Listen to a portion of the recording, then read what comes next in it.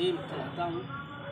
मैं बेसिकली बिहार में पैदा हुआ, वहीं पला बढ़ा और 2001 में मैं मेवात में आया और मेवात में MDA मेवात डेवलपमेंट एजेंसी है, उसके हेल्थ प्रोजेक्ट से मैं जुड़ा और हेल्थ प्रोजेक्ट से जुड़ने के बाद हमें मेवात के अक्सर गांवों में जाने का मौका मिला। इस ज़िला के जो हमारे यहाँ 416 गांव हैं, सभी गांवों में हम गए और वहाँ जाके मरीज़ों को देखने का काम किया।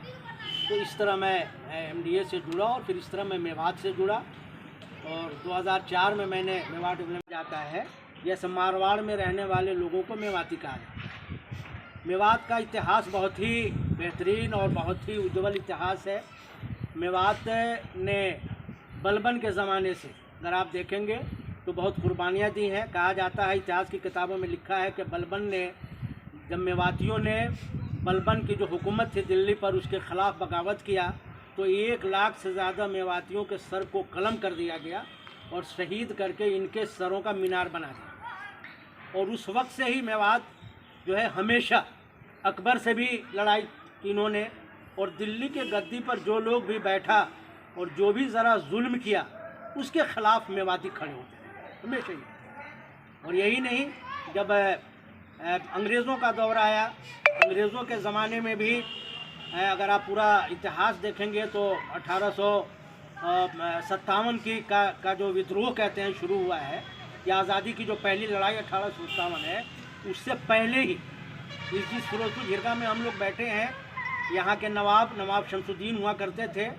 नवाब शमसुद्दीन ने 1835 में ही विलियम फ्रेजर जो रेजिडेंट और पानीपत हुआ करता था, दिल्ली में रहा करता था, वो इधर आया करता था और उसे देख करके और यहाँ के लोगों के भारत को लेकर के उसकी जो टिप्पणियाँ थी, भारत के बेटियों और बहनों के लिए जो टिप्पणियाँ थी और मेवात के महिलाओं को लेकर उसकी कुछ टिप्पणियों का जब हमारे नवाब शमसुद्दीन को पता चला तो भारत का में पहली दफ़ा 1835 में विलियम फ्रेजर की हत्या ही कहेंगे उसे, जो हमारे नवाब शमसुद्दीन थे, उनके दारोगा करीम खां ने दिल्ली में की। और उसके बाद भारत की पहली फांसी अंग्रेज़ों की तरफ से हमारे इस मेवात के और कहीं फिरोजपुर झिरका के नवाब शमसुद्दीन और उनके जो दारोगा थे, उस समय उनको भरमारू कहा जाता है, शूटर जिसको आज की ज़बान में कहते हैं, उनको इतना निशाना था कि मेवात की भाषा में भरमारू कहा जाता कि उड़ती हुई चिड़िया को मार दे।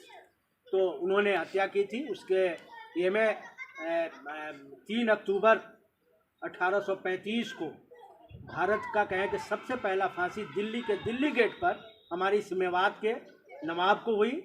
इसमें अंग्रेज़ी सरकार ने, हुकूमत ने यह कहा कि कोई इसके जनाजे में शामिल ना हो, लेकिन सरकार के रोक के बावजूद अंग्रेज़ी सरकार के तकरीबन 10,000 लोगों ने उसमें शिरकत की। तो इस तरह 1835 में 1857 में मेवात के हज़ारों लोगों ने शहादत दी। आप मेवात के एक एक गांव को अगर आप देखेंगे तो आप फिरोजपुर झिरका में जहाँ बैठे हैं, यहाँ नीम के पेड़ पर 51 लोगों को फांसी पर चढ़ा दिया गया था, बस आपसे 300 मीटर की दूरी पर। आप फिरोजपुर झिरका में एंट्री किए हैं, वहाँ शहीदी मीनार है। जितने शहीद इस इलाके के लोग हुए उस पर उन शहीदों के नाम खुदे हैं। इससे 8-10 किलोमीटर आगे जाएंगे तो दोहा गाँव है, वहाँ के भी सैकड़ों लोगों को फांसी पर चढ़ाया गया, वहाँ भी शहीदी मीनार बना हुआ है। यहाँ से 3-5 किलोमीटर पर यहाँ महू गाँव है, वहाँ जो है 300 से ज़्यादा लोगों को फांसी पर चढ़ाया गया और वहाँ भी शहीदी मीनार है।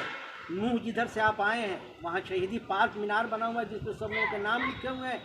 नूह के साथ में नगली है जहाँ 51 लोगों को एक ही दिन में फांसी पर चढ़ाया गया। जहाँ से आप मेवात में एंट्री किए हैं, घासेड़ा गांव है, घासेड़ा गांव के 500 लोगों को एक ही दिन फांसी पर चढ़ा दिया। यहाँ मेवात का एक गाँव है आपको रूपड़ा का, वहाँ भी शहीदी मीनार बना हुआ है, एक ही दिन में 425 लोगों को फांसी चढ़ा। मतलब हर गांव यहाँ का इस देश के लिए कुर्बानी देने वाला है मेवात का। ऐसा इतिहास है हमारे मेवात का और कुर्बानियाँ देते हुए देश की आज़ादी तक इन्होंने कुर्बानियाँ दी हैं।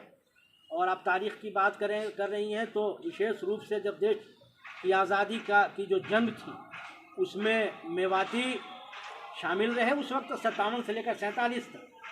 लेकिन जब देश का बंटवारा हो गया तो ये जो हिस्सा आप बैठी हैं हरियाणा में, ये पूर्वी पंजाब हुआ करता, और पूर्वी पंजाब बंटवारे में पाकिस्तान में चला गया था, जो उनको तबादला जो हुआ था उसमें ये पाकिस्तान में जाना। लेकिन हमारे मेवात के तमाम लोगों ने ये फैसला किया कि हम पाकिस्तान नहीं हैं, हम इस बंटवारे को स्वीकार नहीं करते, हम बंटवारे के खिलाफ हैं, हम अपने मुल्क में रहेंगे, अपने मुल्क में तोड़ कर नहीं जाएंगे लोग। लेकिन ऐसी हालत में भरतपुर के राजा ने, ये जो पहाड़ आप देख रहे हैं 3 किलोमीटर की दूरी पर, यहाँ लोग आके छुप गए थे, इसको काला पहाड़ कहते हैं।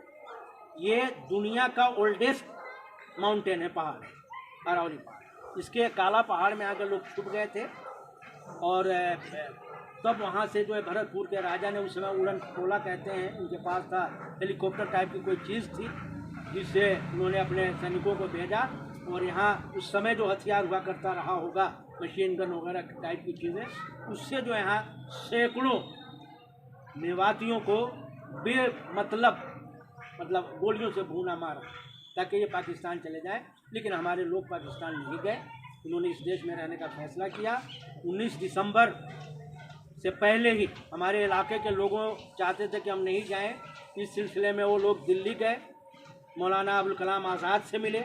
मौलाना अबुल कलाम आज़ाद ने कहा कि आप जो है महात्मा गांधी के पास जाओ।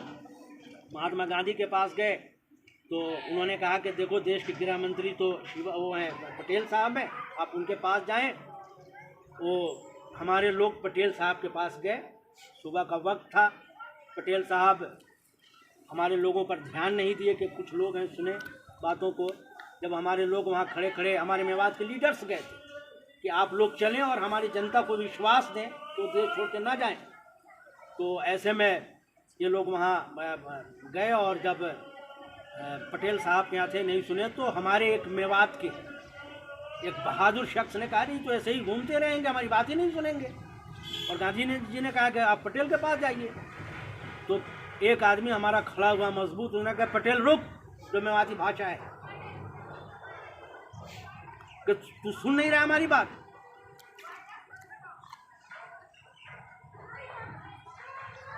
तुम्हारे पूर्वज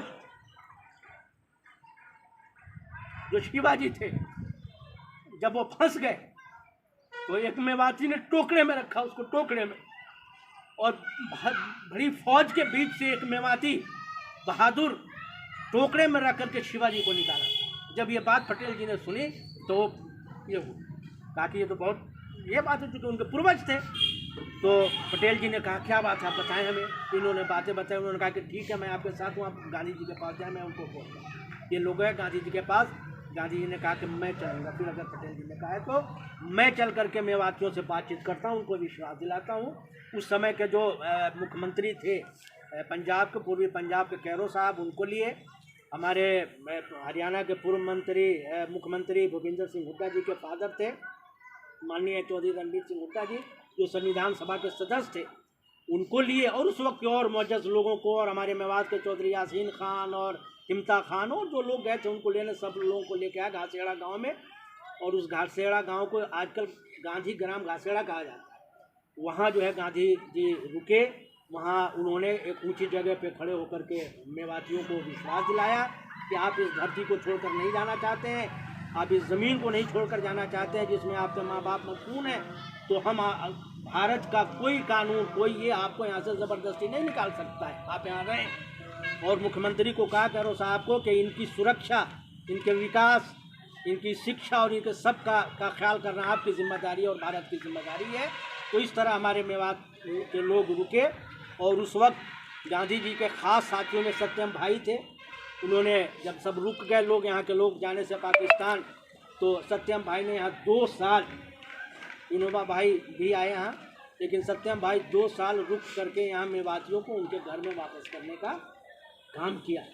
तो इस तरह जो है मेवात का जो ये इतिहास है, ये बहुत ही मजबूत है। देश के साथ कुर्बानियाँ दी। यही नहीं, देश, हमारे मेवातियों ने तो 1857 और 1835 भी बड़ी कुर्बानी दी है। कब? जब बाबर जो है भारत पे हमला कर रहा था और राणा सांगा कान्हा के मैदान में, जो राजस्थान में पड़ता है, एक तरफ से बाबर का हमला हो रहा था और राणा सांगा उनके सामने खड़े थे। तो राणा सांगा ने उस समय के तमाम रजवाड़ों को, ये मामला है क्या कहते हैं 1527 ईस्वी में, 1527 ईस्वी में जब हमला किया बाबर ने और महाराणा राणा सांगा उनके खिलाफ मुकाबले में थे, तो राणा सांगा ने आवाज़ दिया कि भाई बाबर से लड़ने के लिए और कोई राजा है। देश का कोई राजा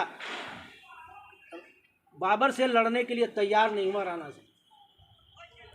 लेकिन जैसे ही उन्होंने आवाज़ दी तो मेवात के जो हमारे राजा थे, राजा हसन खान मेवाती, उन्होंने उस समय कहा कि मैं